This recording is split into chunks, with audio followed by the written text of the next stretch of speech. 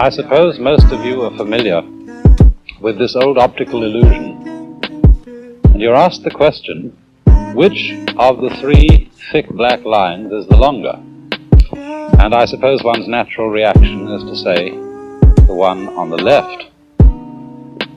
And I think you know that this is a result of the illusion of perspective, an illusion with which we are so used, to which we're so used, and by which we're so easily fooled once we've accustomed ourselves to it.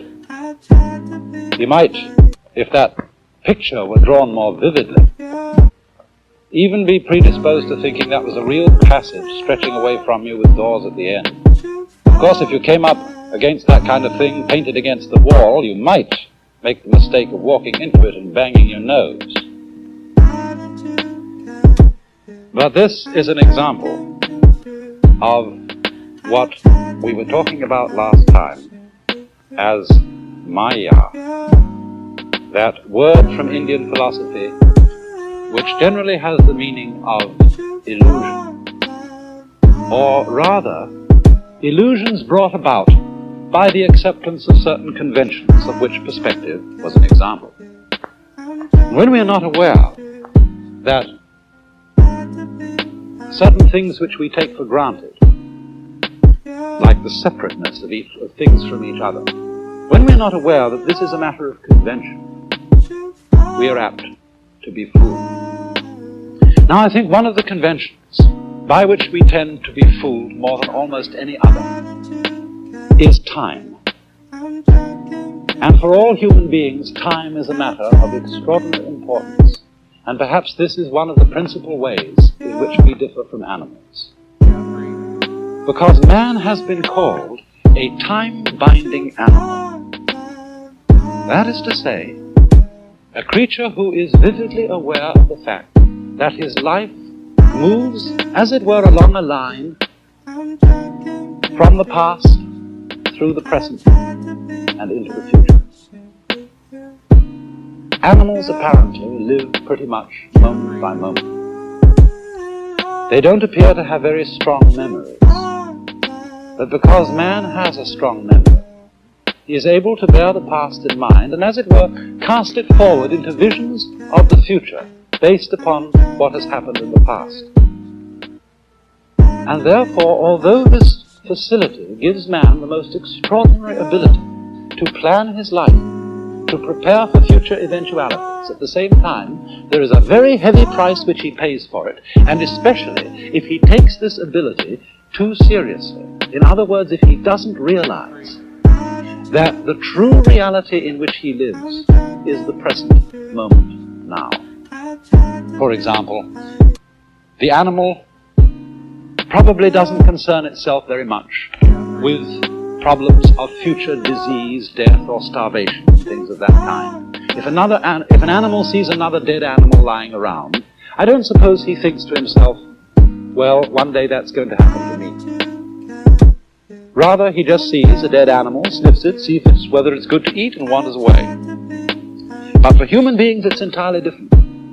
Because we actually spend most of our time and a great deal of our emotional energy living in time which is not here, living in an elsewhere which is not concretely real.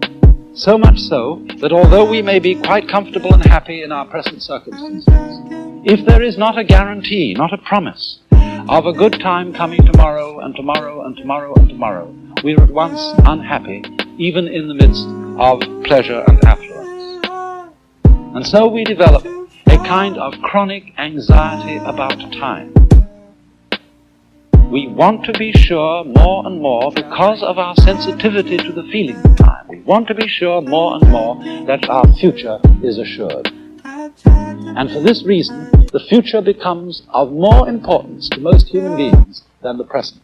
And in this sense, we are hooked, taken in by a Maya, because it is of very little use to us to be able to control and plan the future unless we are capable at the same time of living totally in the present. And so, when in civilized societies we spend so much of our time living for the future, we become very much like those celebrated donkeys, you know, that have a carrot fastened on a stick that's tied to the neck, you know, behind here, and it comes over, and there's the carrot dangling in front of them.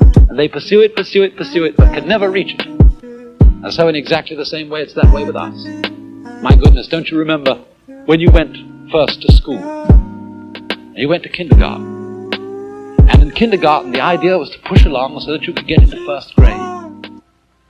And then push along so that you could get into second grade, third grade, and so on, going up and up. And then you went to high school, and this was a great transition in life. And now the pressure is being put on. You must get ahead.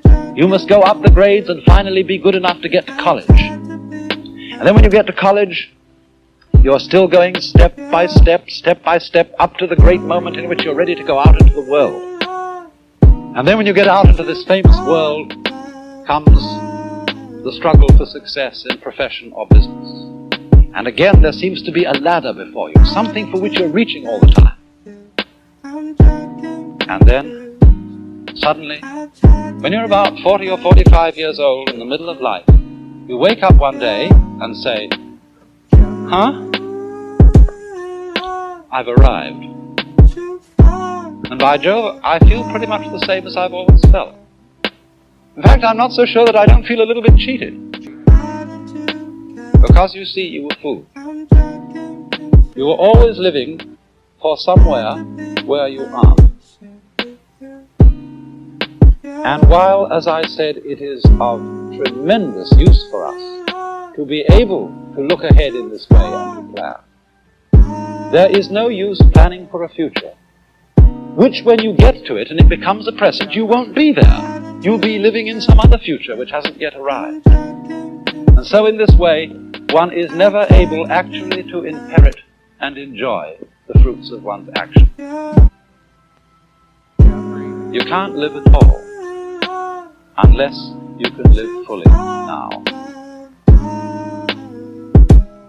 And because now is never satisfactory, because we're never really living in it, we get more and more avid to go ahead and pursue the future. We develop our technology to a fantastic ability, where we can more and more fulfill our desires for the future almost immediately, working towards a sort of push-button world. But have you ever stopped to think what the world would be like if you could fulfill every wish the moment you wished it? Suppose, for example, on going to bed at night, you could always dream whatever you wanted to dream.